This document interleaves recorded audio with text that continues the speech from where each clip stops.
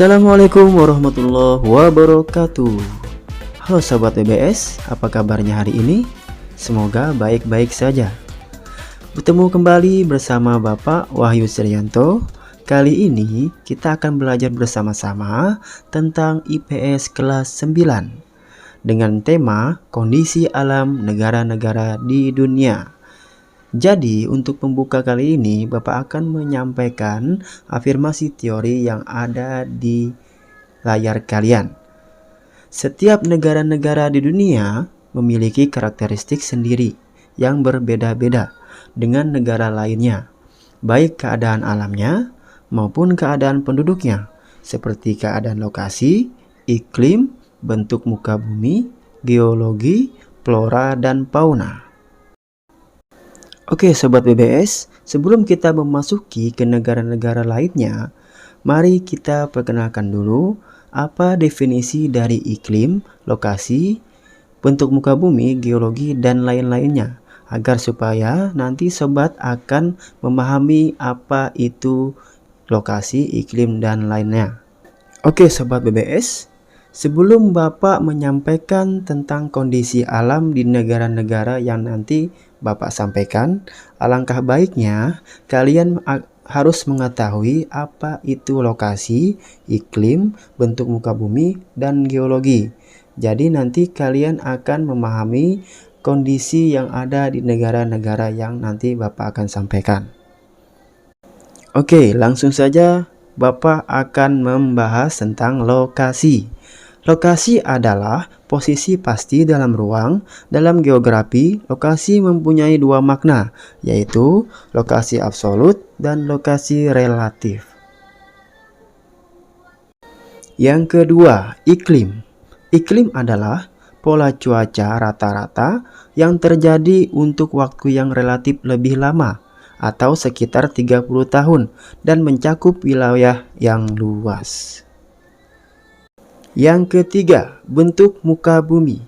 Bentuk muka bumi adalah struktur dan relief yang terdapat di muka bumi, baik yang terdapat di daratan maupun di lautan, dengan kenampakan yang beragam, misalnya datar rendah atau cekung, danau, sungai palung, cembung, gunung, dan bukit.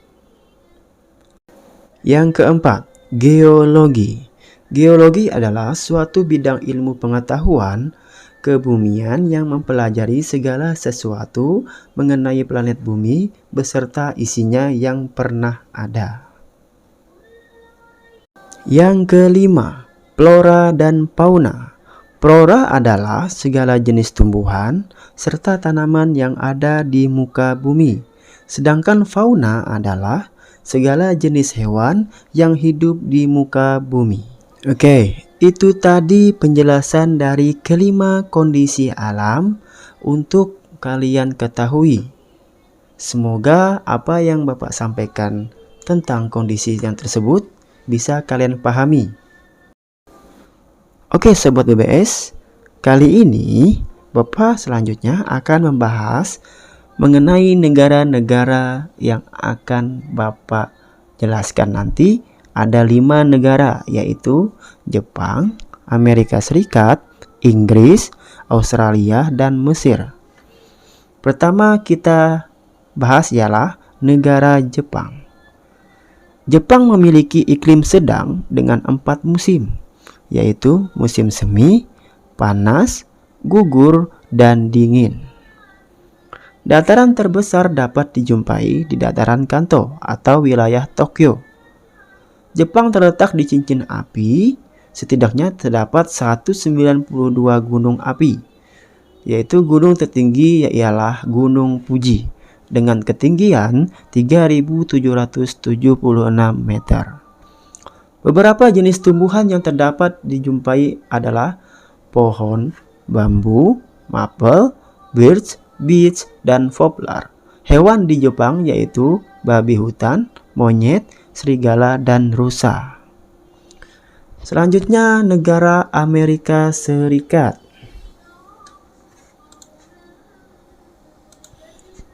Amerika Serikat mengalami 4 musim, yaitu musim semi, panas, gugur, dan dingin.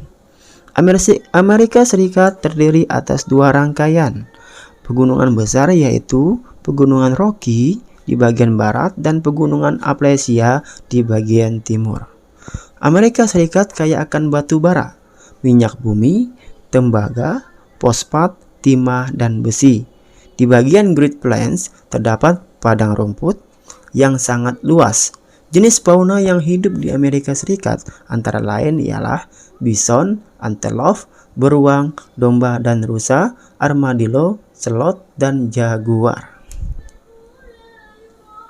Berikutnya adalah negara Inggris.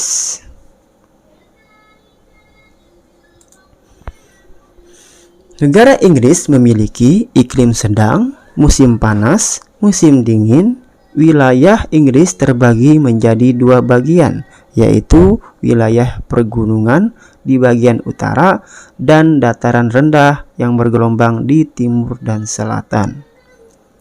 Inggris memiliki sumber daya batu bara, minyak bumi, dan gas.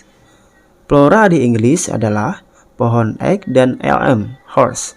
Fauna di antaranya yaitu rusa merah dan 400 burung termasuk Raja Wali Emas dan belibis merah yang khas dari Inggris. Yang keempat ialah negara Australia. Australia berada pada 3 wilayah lintang, yaitu wilayah lintang tropis, subtropis, dan sedang. Dataran pantai yang terdapat di bagian timur Australia yang memanjang dari Queensland sampai Victoria. Dataran tinggi timur, dataran rendah tengah, dan plato. Adapun geologi yang ada di Australia ialah minyak dan gas, bauksit, batu bara, biji besi, intan, aluminium, tembaga, emas, mangan, litium, biji mangan, fosfat, nikel, vanadium, zinc, perak, dan uranium. Sedangkan flora yang terdapat di Australia ialah rumput hammock, hutan eukaliptus, hutan akasia, dan semak belukar. Sedangkan fauna ialah kanguru, walabi, koala, dan setan Tasmania atau Tasmanian devil. Ya, selanjutnya ialah negara Mesir, yaitu negara terakhir dari penjelasan hari ini. Mesir memiliki iklim subtropis dan gurun. Sebagian besar wilayah Mesir merupakan gumuk pasir. Beberapa bentuk muka bumi utama semenanjung Sinai, gurun Arabia, gurun Libya, dan lembah Sungai Nil.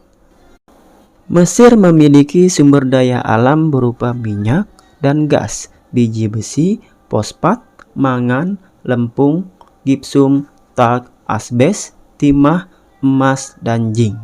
Gurun Mesir menyediakan pasokan garam yang berlimpah. Adapun flora yang ada di Mesir ialah pohon lontar atau papirus, palma, kayu putih, akasia, dan semacam pohon cemara. Sedangkan fauna yang terdapat di Mesir ialah umum dijumpai adalah domba, unta, dan keledai. Oke Sobat DBS, itu tadi kelima negara dilihat dari kondisi alam sekitarnya. Untuk menambah wawasan mengenai kondisi alam di berbagai negara, silahkan kalian search di Google ataupun cari di buku paketnya mengenai negara-negara tersebut.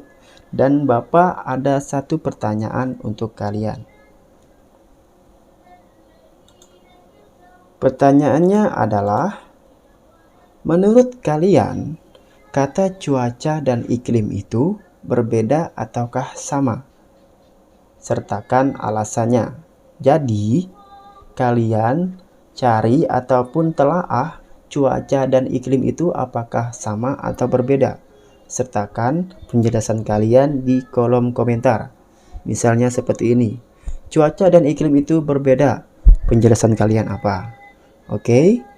Dan untuk tugas kali ini ialah rangkumlah isi dari video ini dari awal sampai akhir di buku tugasnya masing-masing. Nanti akan Bapak cek satu persatu mengenai tugas yang kemarin dan tugas hari ini.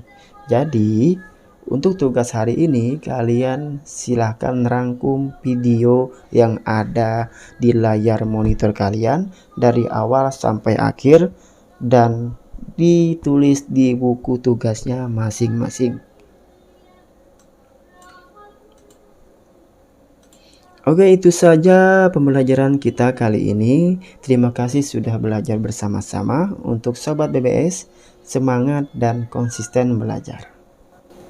Oke Sobat BBS, itu saja dari Bapak Wahyu. Silahkan kalian share ke teman-temannya dan jangan lupa dukung Bapak untuk bisa mengembangkan channel ini, pembelajaran ini dengan cara subscribe dan like.